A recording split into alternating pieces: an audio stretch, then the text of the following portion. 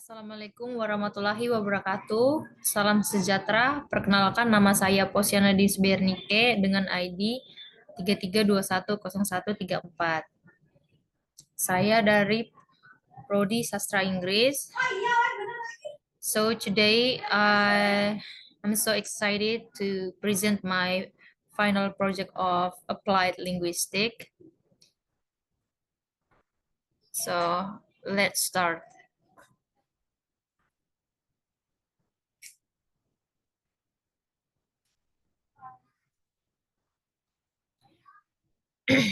In this presentation, I should solve the problem with linguistics method. The problem is about Mr. Thompson is a linguist studying the use of lab problem language in news reporting. He is particularly interested in how language can convey bias, shape public opinion, and influence the perception of news events. Mr. Thompson analyzed articles from various news outlets, covering the same events to identify linguistic patterns that may indicate bias. He also considers the impact of these linguistic choices on the audience understanding and interpretation of the news. So the question is, what linguistic features so Mr. Thompson's focus on to identify bias in news reporting? Okay.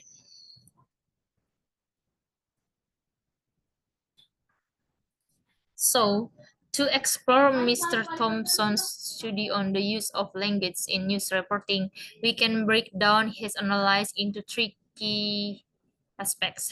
First, news or news judgment, reporting or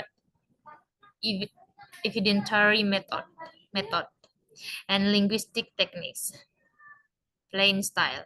Here is an explanation of each with relevant linguistic features.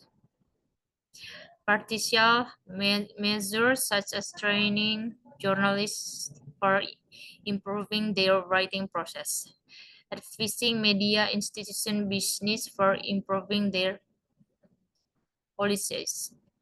The first is news or news judgment. News judgment, this refers to the editorial decision about which event to cover and how to present them. It reflects the priorities and biases of the news outlet. Second, linguistic features. Headlines, the choice of words in headline can indicate bias. Sensational or emotionally charged word may skew perception. Farming, how an event is farmed can shape the audience interpretation. Selection of details, what information is included or omitted. For instance, emphasizing certain fact while downplaying others. Are source authoritative varied of skewed towards a particular perspective. Next, reporting or evidentiary method. Reporting method. This pertains to the way information is gathered, verified, and present. It encompasses the journalistic standards and practice employed. Next, linguistic features, attribution, use of phrases like according to or experts say to indicate the source of information. Contingents versus paraphrasing. Direct quotes can lend authenticity and neurality, whereas paraphrasing can introduce introduce bias. Use of evidence.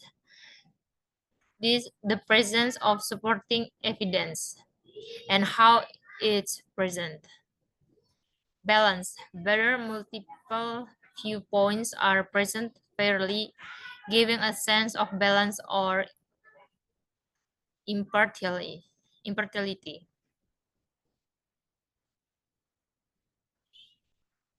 Next, plain style. Plain style, this refers to the use of clear, straightforward language that avoids jargon, complex sentence, and ornate expression, making the news accessible to a broad audience. Linguistic features next.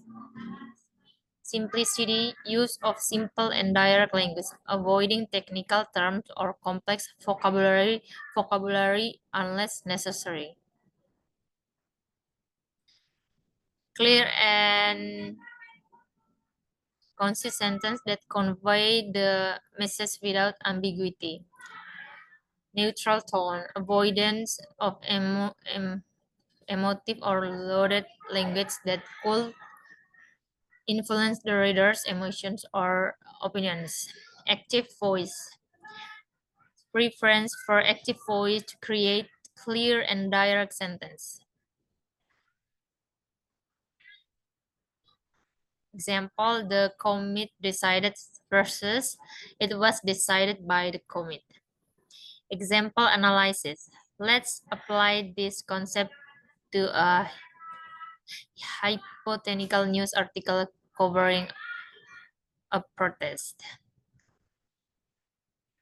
News judgment, the headline thousand rally for justice versus mob causes chaos in the city center. So different editorial choices. The former frames the event positively, while the latter frames it negatively. Reporting method, if the article includes quotes from both protest organizers and city officials, it indicates a balanced approach. If it only quotes law enforcement, it might show bias. Plain style. An article written in plain style might say protester marched downtown, demanding policy change using straightforward language. An article that says a troop of disgruntled citizens swarmed the streets, voice furiously clamoring for reform, uses more emotive and complex language, potentially influencing reader perception. So by analyzing these linguistic features, Mr. Thompson can identify how language in news reporting may convey bias, shape public opinion, and influence the audience perceptions of events.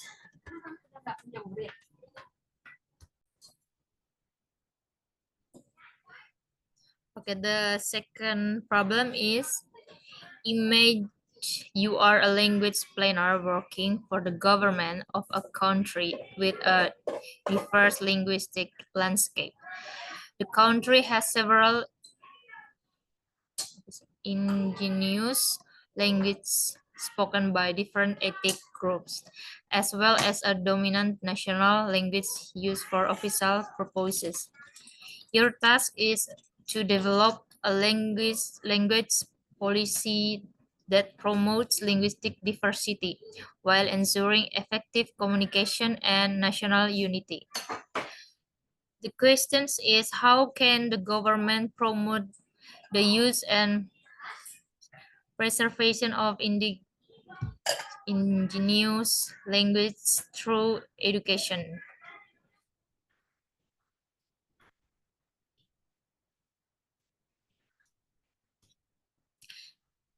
So to solve this problem is like as a language planner, promoting the use and preservation of indigenous language through education involves implementing a comprehensive and inclusive language policy. Here are some strategies the government can use. The first, bilingual and multilingual education programs strategy. Implement bilingual and multilingual education programs in school where indigenous languages are taught alongside the national language. Implementation. Develop a curriculum that includes both indigenous language and the national language. Train teachers who are proficient in both the indigenous language and the national language. Provide learning materials in indigenous language. Second, teachers training and professional development strategy. Ensure the teachers are well equipped to teach indigenous language by providing specialized training and continuous professional development. Implementation establish teacher training institutes focused on indigenous language.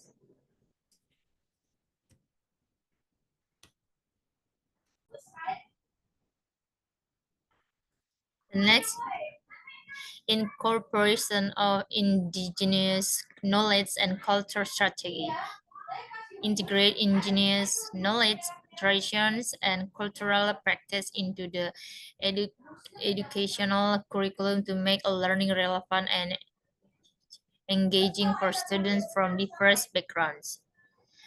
The implementation is collaborate with indigenous communities to develop culturally appropriate curriculum content, include indigenous stories, histories, and cultural practice in lesson plans, celebrate indigenous cultural events and festivals within schools. The next one is community involvement and participation strategy.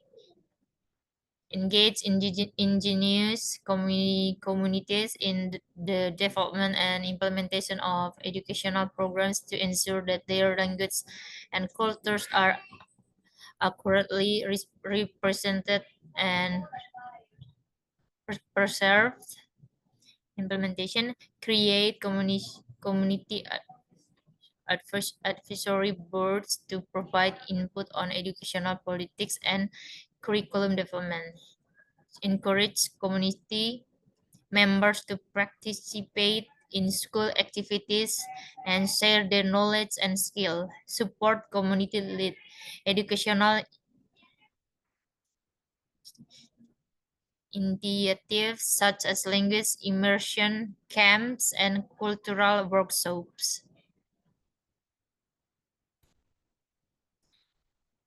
Next, legal and policy framework strategy.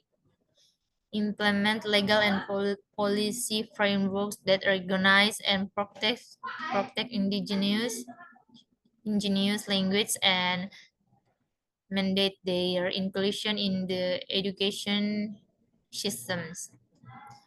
Next, finding and research strategy. Allocate sufficient funding and resources to support indigenous language education and preservation initiatives. Provide financial support for the development of indigenous language curricula, teacher training, and educational materials. So by implementing these strategies, the government can create supportive environment for those use and language through education, fostering linguistic diversity while ensuring effective communication, national unity. So that's all my presentation today. Thank you very much.